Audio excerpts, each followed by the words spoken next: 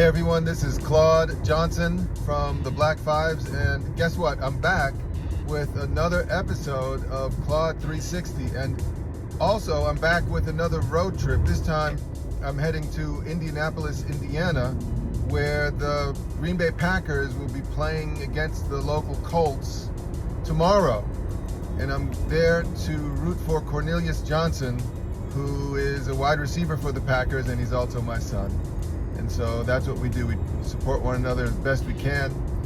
But I'm going to use the opportunity for something else, and it's that a couple of episodes ago I promised that I would talk about this shoe.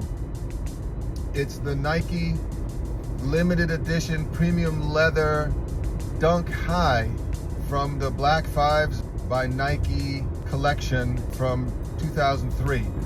It was developed and designed originally as a style in the mid-1980s, 1985, by iconic and pioneering designer Peter Moore, who was the first creative director at Nike.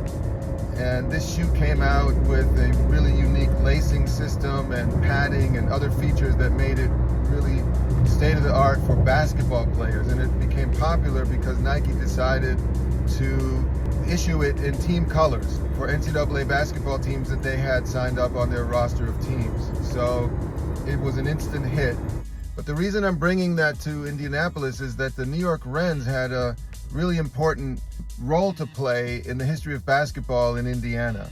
Hey, it's Claude Johnson, and I'm over here at Lucas Oil Stadium. It's post-game. The Packers just beat the Colts, and I'll talk about that in a minute. I have some reflections on the results, but remember, I was going to also talk about this shoe, which is the New York Rens Dunk that I was talking about the other day. And the reason I brought it to Indiana is because there were so many New York Rens stars who played here, not only in this city, but in the state as well. Wanted to bring this shoe just to sort of honor the pioneers who at one point came here to break the color barrier in the state. There were some reflections and some memories of that time from the road manager of the New York Rens. His name was Eric Illidge. For instance, we played in the state of Indiana. Every place we played in Indiana, 200 and 300 miles, we have to ride back to Indianapolis to get some place to sleep or eat. Anywhere in the state of Indiana, with one exception, Fort Wayne, because Fort Wayne had a lot of colored people, and the man up there got us room, colored home. For the whole state of Indiana, we had to ride 200-300 miles away. We leave Indianapolis, play the game, have to come back, get some place to sleep, some place to eat. That's some hardship. All the stars of the Rens, which included John Isaacs, Pop Gates, Fats Jenkins, Tarzan Cooper, they all came here and they all played in Indiana. And they all had to fight their way onto the court, essentially. And every night when we started playing all these all-American white teams, we played another white team, all white promoters. Every year, 2 or 3 years straight, 2-3 jaws were broken, knock them down 3-4 times. These guys get nasty. Until we came, we realized that we were doing it, that we were all right. But for 5 years straight, we had to fight. Every game we played, we had to fight in the game. But not with the customers, the players themselves. They couldn't stand us beat them. And I had 2 fighters on the team. They broke about 4 or 5 different jaws, Pop Gates and Willie Smith. We had to do it, and finally, we had no trouble. Had no trouble. I wanted to just honor them and honor the history, and especially talk about one of their stars, George Crow, who was from nearby Franklin, Indiana. It's just south of Indianapolis, where we are right now. He led the Franklin Tiger Cubs to a state championship. They lost that game, but he was able to win the Indiana Mr. Basketball honor, which to this day continues. But he was the first, and people don't realize that the first Mr. Basketball for Indiana was an African-American man named George Crow. And he's actually enshrined in the Indiana State Basketball Hall of Fame that's not far away from here either. Hey, I want to make a couple of additional comments here before I forget.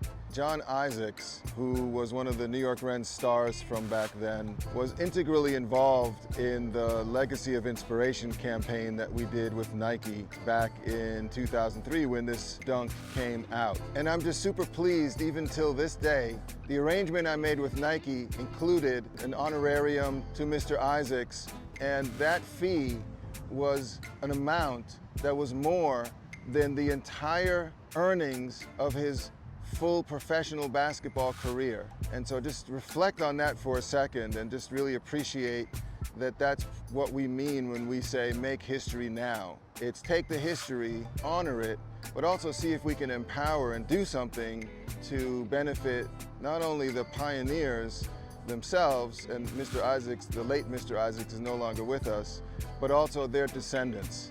You know, he was posthumously enshrined in the Naismith Memorial Basketball Hall of Fame, and that's also something I want to talk about eventually. Not only Mr. Isaacs, but also the other New York Rens stars who are now in the Hall of Fame. We have to say thanks to our advocacy. It wasn't just us that did it, but we definitely helped. Our role is to just keep their history alive, keep their story alive. You know, merchandise is one part of it, but that's not really the goal. The goal is to teach. And so if the merchandise can be used in a way to almost be like a language that we speak to one another, like I was in a store and somebody really liked this t-shirt. This happens to be the chocolate brown Black Fives t-shirt. It's got Make History Now on the back. I explained what it was, and now they're gonna look it up. And so these are young cats, right? So it's not just us guys who are 65 or 45 or 35, it's actually young dudes as well. And not only that, but you know, then I start talking about all the women's teams that were amazing from back then as well. And so we really appreciate all the love. You can get this and any of our other merchandise at the Black Fives online fan shop at shop.blackfives.org. I also came here to cheer for my son, Cornelius, who plays wide receiver for the Packers.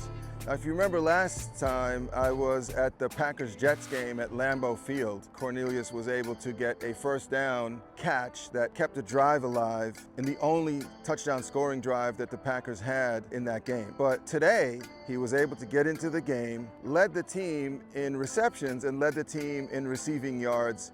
And Shami, the bull rush, catch made, first down and more. Taken down inside of the 30-yard line. Cornelius Johnson on the grab. Give him a gain of play of 18. Yeah, this is a big throw and catch right here on a fourth down situation. Colts actually went to zone, which was, you know, surprising. Gave him just a little bit of a crack right there. Nice throw. Cornelius in his second year in the league has 1 year experience out of Michigan. University of Michigan played 3 Big Ten championship games here.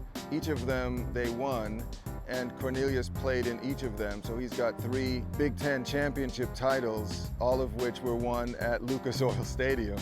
And he also had the NFL Combine here, where he ran a 4.44 40-yard dash, and he did extremely well on his overall physical rating. I think it was in the 99th percentile. I'm just very proud, and we had some wonderful moments afterwards. And you know, the players, of course, they just pretty much get right on the bus, go to the airport, and fly home. And they've already landed. I already got a text from Cornelius saying we landed not long ago. That's it for me. It's Claude Johnson with another episode of Claude360. Really appreciate that you listen and hope that you tune in next time and tell your friends. And if you like this content and what I'm trying to do here to bring this all together, then please like, please follow, and then please also just make a comment and say, hey, this is dope, or you have a suggestion, then just please feel free to let me know that as well. Claude Johnson, Black Fives. I'm out till next time. Thank you.